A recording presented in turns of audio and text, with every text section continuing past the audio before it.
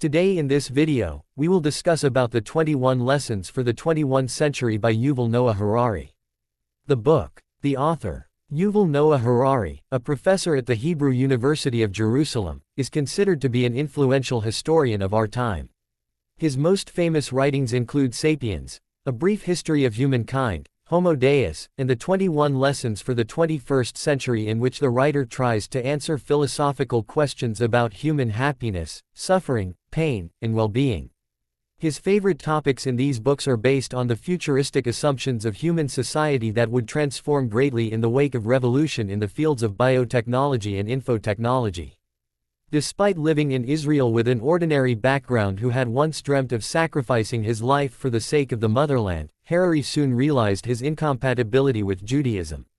21 Lessons for the 21st Century builds on the ideas of technological and informational revolutions discussed in great detail in an earlier book of the writer titled Homo Deus. Here, unlike the previous book, the author has written short chapters on 21 topics and related it to the upcoming global problems that are rising because of the nexus between infotech and biotech industries. The book gives the idea of getting a clear perspective of what is happening in the world at times of huge amounts of irrelevant and distracting information. For this, humans have to give up on their selfish and narrow approaches and think of matters from the bigger perspective, to view things in totality and deal with the problems on a global scale for which individual nations cannot do much.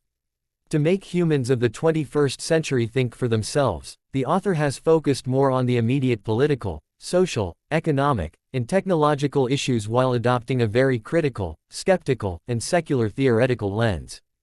Terrorism is responded with a theater of security, which is not the ideal strategy for fighting against terrorism. For the past couple of decades, the frequency of wars and annexation has reduced significantly. Except for Russia, no major power has tried expansionist policies. Therefore, a major war is thought to be avoidable but not impossible. Nations think of themselves as the center of the universe, but in the bigger picture, such claims are mere claims and have nothing to do with reality. Humans created God to end the element of uncertainty in their lives, but today, humans as social animals can solve almost all problems by using rationality and science. Secularism should not be defined in a negative connotation. Rather, we should describe it through its idealistic code of ethics. Living in a post-truth age, we have to realize that we have been socially trained to accept religions and holy scriptures just as we have socially accepted the value of currency notes. Therefore, we should make a conscious effort to get to the true meaning of things.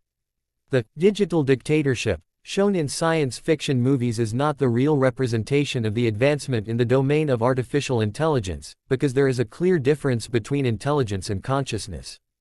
Killing the robots would not end the problem of elite control over our societies, that were giving commands to those robots through algorithms. The education system of the 21st century has become outdated because it is based on cramming information that is not needed today. We should focus on teaching creativity, communication, critical thinking, and collaboration so that children are more mentally flexible and emotionally balanced. Each one of us needs to know about our role in the bigger picture of the universe.